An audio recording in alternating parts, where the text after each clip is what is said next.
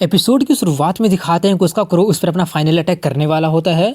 ये देखकर उसका ग्रैंडफा कहते हैं कि वो लड़की तो सच में स्टूपिड है, वो हार मानने से इनकार कर रही है, इसलिए अब उसका वो फायर सभी लोगों को चोट पहुंचा देगा। वहीं पर उसके अटैक को काउंटर करते हुए उसका वेल भी उस पर हमला करने लगता है। ये देखकर शावन उसे चोट नहीं पहुंचाने के लिए कहता है, इसलिए वो अपने अटैक को थोड़ा सा कम कर लेता है और वहीं पर ची को वहाँ से भागने तक का भी चांस नहीं मिलता है। वहीं पर जिंगचुंग उससे कहते हैं कि तुम ज़्यादा चिंता मत करो, शावन को पता है कि वो क्या कर रहा है, वो तुम्हारी ग्रैंड डॉटर को चोट नहीं पहुंचाएगा। वहीं पर ची के साथ साथ उसके दोनों पेट को भी शाओवेन अपने पानी के बुलबुले में कैद कर लिया होता है। ये देखकर वो चिल्लाने लगे होते हैं कि मैं हार मानती हूँ, जल्दी से मुझे नीचे उतारो। इसके बाद वो लोग रेड क्रो के वेले में जाने वाले होते हैं। लॉर्ड ची उससे कहते हैं कि सिर्फ तुम्हारा ग्रैंडसन इसमें एंटर कर सकता है, तुम इसमें एंटर नहीं कर सकते हो। ये बोलकर वो खुश होते हुए सोचते हैं कि मुझे नहीं पता है कि ये बच्चा बीस्ट को चुनने में अच्छा है या फिर अच्छा नहीं है। वहीं पर जिंगचुंग भी मुस्कुराते हुए सोच रहा होता है कि शाओवेन को सुपर इंस्टीट्यूशन का टैलेंट मेरा आई साइड से कहीं ज़्यादा अच्छा है। तभी वो वहाँ पर जाने के लिए दरवाज़ा खोल देता है और उससे कहता है कि मैं तुम्हें 1 घंटे का टाइम दे रहा हूँ, तुम फिनिश कर पाओगे या नहीं कर पाओगे, तुम्हें 1 घंटे में वापस आना ही पड़ेगा। और वो अपने ग्रैंड डॉटर को उसका ख्याल रखने के लिए उसके साथ भेज देता है। इसके बाद उस रेड क्रो के वैल्यू को दिखाते हैं, जिसके बारे में बताया जाता है कि वो एक एक्सटिंग्विश स्टार का फ्रेगमेंट है। चीफ फैमिली के एंसेस्टर ने एक सीक्रेट मेथड का यूज करके उसे एक मिनिएचर सीक्रेट रिले में रिफाइन कर दिया है। वहाँ पर फायर एलिमेंट काफ़ी ज़्यादा होता है, लेकिन अब धीरे धीरे वो घट रहा होता है। वहीं पर शाओवेन उसे वहाँ पर मौजूद कुछ स्पिरिट बिस्ट से इंट्रोड्यूस करवाने के लिए कहता है। वो एक घोंसले की तरफ इशारा करते हुए बताती है कि वो वाइंड और फायर सिस्टम से बिलोंग करता है, बट मुझे नहीं लगता कि वो तुम्हें पसंद करेगा। शाओवेन उनके एक्सप्रेशन देखकर कहता है कि ऐसा लग रहा है जैसे कि वो लोग मुझे नापसंद नहीं है, बल्कि वो लोग तो मुझे पूरी की पूरी नफरत भरी नजरों से देख रहे हैं। अपने तरफ घूरते हुए देखकर वो फाइट करने के लिए तैयार होने लगता है और तभी वो सभी के सभी कौवे उन पर हमला करने लगते हैं। लेकिन तभी ची अपने की का यूज करके उन सभी लोगों को वहां से भगा देती है और उससे कहते कि तुम्हारे बॉडी को वाटर एनर्जी के कारण तुम उनका अटेंशन को खींच रहे हो। ये तो अच्छा हुआ कि वो लोग तुम पर ग्रुप में हमला नहीं किए हैं। इसके बाद वो जाकर अपने लिए सूटेबल बीस्ट को ढूंढने लगता है, जहाँ पर सभी के सभी लोग उसे नफरत भरी नजरों से देख रहे होते हैं। उसका ढूंढते ढूंढते 1 घंटा बीत गया होता है और वहीं पर ची भी बोर हो रही होती है और वो उससे कहते कि 1 घंटा पूरा हो गया है और तुम अभी तक चुने नहीं हो क्या। वहीं पर वो उसके बात को पूरी तरह से इग्नोर कर रहा होता है कि यहाँ पर कुछ भी अच्छा नहीं है, डायमंड लेवल यहाँ पर टॉप लेवल का है, इसलिए वो एक डायमंड ग्रेड को लेकर जाने के बारे में सोच लेता है और वो भी बिना कॉन्ट्रैक्ट के और जाकर अपने फैमिली में दे देगा। वो जाने ही वाला होता है कि तभी उसकी नज़र एक अलग रंग के पक्षी पर चली जाती है। उसके बारे में पता करता है तो उसे पता चलता है कि वो म्यूटेंट होता है और उसके पास डबल एस लेवल का टैलेंट होता है और उसका सोर्स बहुत ही बुरी तरह से डैमेज हो जाने के कारण वो टॉप ब्रोंज लेवल में फंस गई है। एक ऑरेंज, एक पर्पल और 2 ब्लू लेवल का स्किल होता है। उसे देखकर वो थोड़ा सा शॉक्ड हो जाता है। और तभी सिस्टम उसे उसके बारे में और बताता है कि म्यूटेंट फायर स्पिरिचुअल बेस्ड वो अपने दूसरे एट्रीब्यूट को अबेंडन कर देते हैं और सिर्फ प्योर फायर एट्रीब्यूट को ही रखते हैं। इसलिए वो लोग सूरज का फायर का फेवर को गेन कर लेते हैं और बहुत ही हाई लेवल तक ग्रो हो सकते हैं। लेकिन सूरज के सिस्टम में पहुंच जाने के कारण उन्हें काफी ज्यादा मात्रा में फायर बेस्ड एनर्जी की जरूरत पड़ती है, जिसके कारण उनका सोर्स डैमेज हो जाता है। अगर वो लोग अपने ओरिजिन के डैमेज को मेकअप कर लेता है तो वो लोग एपिक लेवल तक भी ग्रो हो सकता है। उसके बारे में वो सभी कुछ जानने के बाद वो उससे पूछता है क्या तुम मुझे फॉलो करना पसंद करोगे। वो नाम में अपना सर हिला देता है। ये देखकर शाओवेन सोचता है लगता है कि इसे किसी तरह का लालच देना पड़ेगा। ये सोचकर वो अपना फायर एट्रीब्यूट वाला क्रिस्टल उसे दिखाने लगता है। वो देखकर वो पक्षी उसकी तरफ अट्रैक्ट होने लगता है और होते हुए कहते हैं कि मैं सन का रीइंकार्नेशन हूँ, क्या तुम्हें लगता है कि ये छोटा सा क्रिस्टल मुझे सीड्यूस कर लेगा। शाओवेन उसे और ज्यादा लालच देते हुए कहते हैं कि मेरे साथ चलो, मैं तुम्हें फायर एट्रीब्यूट का कोर दूंगा।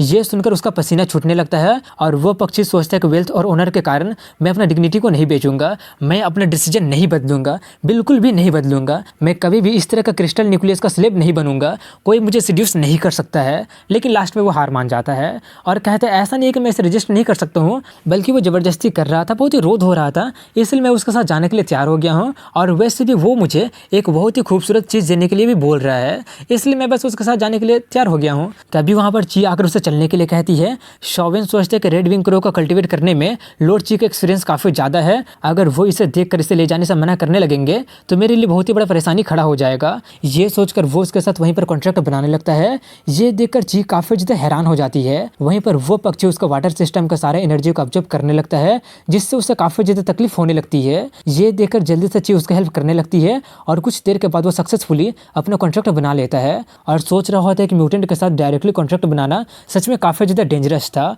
वो तो मेरा पूरा का पूरा एनर्जी सोख लिया था, तभी वो उसे अपने स्पेस में डाल देता है। आई ऑफ अपोकलिप्स उससे कहता है कि तुम्हारा पेट रेड विंग क्रो अब एक तरह का कब में बदल दिया जाएगा और तुम्हारे स्पेस का इफेक्ट के कारण ये एक एस लेवल का स्पिरिचुअल फायर बॉडी नाम का एक नया टैलेंट का अवेकन करेगा। ये बोलकर वो वहाँ पर अपीयर हो जाता है और इस पक्षी को अपने कंट्रोल में ले लेता है और बताता है कि spiritual fire body water system के अटैक के इफेक्ट को काफी ज्यादा कम कर देगा और फायर सिस्टम कंपोनेंट के पावर को यूज करके अपने पावर को बढ़ा लेगा। इतना बताने के बाद वो उसका नया टैलेंट का अवेकन करने लगता है और तालाब में से उसका गोलू मोलू वो सब कुछ देख रहा होता है जो कि उसे बिल्कुल पसंद नहीं आ रहा होता है क्योंकि उसे उसका सब कुछ उसके साथ बांटना पड़ेगा। वहीं पर बाहर में शाविन उसे उसका हेल्प करने के लिए थैंक्स बोलकर कहता है कि अगर फ्यूचर में तुम्हें कभी भी हेल्प चाहिए होगा तो मैं तुम्हारा हेल्प जरूर करूंगा। ये बोलकर वो सोचते हैं कि अगर वो अपने फायर पावर का यूज नहीं की होती तो मेरा कॉन्ट्रैक्ट उतना ज्यादा आसानी से नहीं बना होता। वहीं पर ये सुनकर वो शर्माते हुए कहते कि मैंने ये तुम्हारे लिए नहीं किया, अगर तुम यहाँ पर मारे जाते या फिर तुम्हें कुछ हो जाता तो बाई फैमिली हमें ही ब्लेम करती। मेरा ये मतलब नहीं है कि चीफ फैमिली तुम्हारे बाई फैमिली से डरती है, बल्कि मैं फालतू का फाइटिंग नहीं करना चाहती हूँ। इसके बाद वो लोग बाहर निकल जाते हैं जहाँ पर शाविन काफी ज्यादा थका होता है। ये देखकर जिंगचुंग उससे पूछता है क्या हुआ, तुम्हें चोट कैसे लग गया है, क्या तुम्हें ज्यादा दर्द हो रहा है। वो कहते हैं कि मैं ठीक हूँ, बस कॉन्ट्रैक्ट बनाने में ज्यादा एनर्जी चला गया। ये सुनकर जिंगचुंग थोड़ा सा चौंकते हुए कहते हैं कि अगर तुम पूरी तरह से प्रिपेयर नहीं थे तो तुम दोनों का लाइफ ही खतरे में पड़ सकता था, क्या तुम ये नहीं जानते थे। शाविन कहते हैं कि मैं सच में बिल्कुल ठीक हूँ, ये देखिए। ये बोलकर वो अपने पक्षी को दिखाता है, उसे देखकर वो दोनों ही शॉक्ड हो जाते हैं। जिंगचुंग सोच रहा होता है कि लॉर्ड ची का शॉक्ड एक्सप्रेशन देखकर मैं बता सकता हूँ कि वो सच में काफी ज्यादा एक्स्ट्रा ऑर्डिनरी है, तो इसलिए शाविन ने काफी जल्दी कॉन्ट्रैक्ट बना लिया। वहीं पर लॉर्ड ची भी हैरान होते हुए सोच रहे होते हैं कि वो तो म्यूटेंट है। तभी जिंगचुंग उससे कहते हैं कि हमारा बिजनेस यहीं पर खत्म होता है, इसलिए अब हम लोग यहाँ से जा रहे हैं। तभी ची यानी उस पर चिल्लाते हुए कहते हैं कि अच्छा टैलेंट होने ही सब कुछ नहीं होता है, असली स्ट्रॉन्गेस्ट वही होता है जो कि काफी सारे लाइफ और डेथ से होकर गुजरता है। तुम बस इंतजार करो, रोड अभी काफी ज्यादा लंबा है, मैं तुम्हें कैचअप कर ही लूंगी। शाविन उससे कहते हैं कि मैं तुम्हारा इंतजार नहीं करूंगा, अगर तुम मुझसे कैचअप कर सकते हो तो तुम जल्दी करना। इसके बाद वो लोग अपने घर पहुंच जाते हैं जहाँ पर जिंगचुंग उसे और ज्यादा फायर क्रिस्टल को ऑब्जर्व करके एनर्जी मेकअप करने के लिए कहता है। तभी वहाँ पर युआन शाओचिंग नाम का बंदा काफी जल्दी में काफी थका हुआ आता है और जिंगचुंग को कुछ ऐसा बताता है जिससे सुनकर वो काफी ज्यादा शॉक्ड हो जाता है। इसके बाद एंजेलिका और पियोनी को दिखाते हैं जहाँ पर एंजेलिका उससे कह रही होती है कि यंग मास्टर काफी ज्यादा मेहनत किया है, इसलिए वो वापस आकर काफी ज्यादा आराम करेगा। अपना बात को कंटिन्यू करते हुए वो आगे कहती है, क्या तुम्हें पता है कि वो स्पेशली ऑर्डर दिए हैं कि क्या वो वाई फैमिली में किसी से भी कॉन्टेक्ट नहीं कर सकती है और वो रिटेनर असेसमेंट को भी काफी आराम से पास कर ली है। क्या तुम्हें लगता है कि इसे ही डोमिनियरिंग प्रेसिडेंट अपने लवर को कैद करना कहते हैं। दूसरी कहते हैं कि फालतू के बकवास करना बंद करो, यंग मास्टर वैसा नहीं है। वहीं पे शाविन को दिखाते हैं जो कि अपना अवेकनिंग लिक्विड बना रहा होता है और बनाने के बाद वो उसमें डूब जाता है। इसके बाद उसके बॉडी से 3 गोल्डन चेन आकर जुड़ जाती है और उसके घर के ऊपर काफी ज्यादा बिजली चमकने लगती है। वहीं पर बाहर में एक ड्रंक आदमी को दिखाते हैं जिसे 3 बहुत ही बड़ा बड़ा चेन दिखाई देता है। उसे देखकर वो कहता है लगता है कि कोई अपने आप ही अवेकन कर रहा है, ऐसा लग रहा है जैसे कि वो एनर्जी अवेकनिंग हॉल जितनी स्ट्रॉन्ग है। नहीं, ये तो इम्पॉसिबल है, लगता है कि ज्यादा पीने के कारण मुझे हेलुसिनेशन हो रहा है। इसके अगले दिन का सीन दिखाया जाता है जहाँ पर शाविन सो गया होता है और जब वो उठता है तो उसे उसका नया टैलेंट के बारे में पता चलता है जिसका नाम चेन ऑफ हेवन होता है और वो ट्रिपल एस रैंक का कमांड टाइप के स्किल होता है। उसका यूज करके वो दूसरे क्रिएचर से लिंक कर सकता है और उनके स्किल को यूज कर सकता है। शाविन उसके बारे में जानने के लिए काफी ज्यादा एक्साइटेड हो जाता है, इसलिए वो जल्दी से पियोनी को बुलाता है और उससे कहता है कि मुझे एक अर्जेंट मैटर में तुम्हारी हेल्प चाहिए। वो उसे बिना कपड़ों के देखकर काफी ज्यादा शर्मा जाती है और जल्दी से मुड़कर कहने लगी होती है कि मुझे माफ कर दीजिए, मैं इसमें आपकी हेल्प नहीं कर सकती हूँ। अपना सिचुएशन देखकर वो भी शर्मा जाता है और जल्दी से उसमें डूबकर कहता है मुझे पहले ड्रेस पहनने दो। इसके बाद वो अपना ड्रेस पहनकर उसे बुलाता है और शांत रहने के लिए बोलता है। ये बोलकर वो अपना चेन ऑफ हेवन का यूज करके उसे बांध लेता है। कनेक्ट करने के बाद वो उसका बी लेवल का टैलेंट को ऑब्टेन कर लेता है। ये देखकर वो काफी ज्यादा खुश हो जाता है। इसके बाद वो उसका डिफेंस स्किल का यूज करने के लिए कहती है, इसलिए वो अपना डिफेंस स्किल का यूज करती है। तभी शाविन उसके काफी करीब जाकर देखते हुए कहता है ये तो अभी तक गायब नहीं हुआ है। वहीं पर वो उसे अपनी इतना ज्यादा करीब देखकर काफी ज्यादा शर्माते हुए सोच रही होती है कि आखिर यंग मास्टर को हो क्या गया है, कहीं इन्हें कोई अजीब तरह का हैबिट तो नहीं हो गया है ना। इसके बाद शाविन उसे उसका शील्ड हटाने के लिए बोलकर बाहर भेज देता है। वो बाहर जाकर उसे फोन करके कहती है कि मैं बाहर आ गई हूँ। ये देखकर शाविन उसे वापस आने के लिए बोलता है और सोचता है कि चेन अभी तक गायब नहीं हुआ है। तभी पियोनी उससे कहती है अगर मैं रूड हो रही हूँ तो प्लीज मुझे माफ कर दीजिएगा, लेकिन आज आप काफी ज्यादा अजीब बिहेव कर रहे हैं। पहले आप मुझे बिना कपड़ों के खुद को देखने दिए, उसके बाद आप मुझे अजीब अजीब चीजें करने के लिए बोले और मेरे काफी करीब आकर मेरे बॉडी को घूरते रहे। अगर आप स्ट्रेस में है तो हम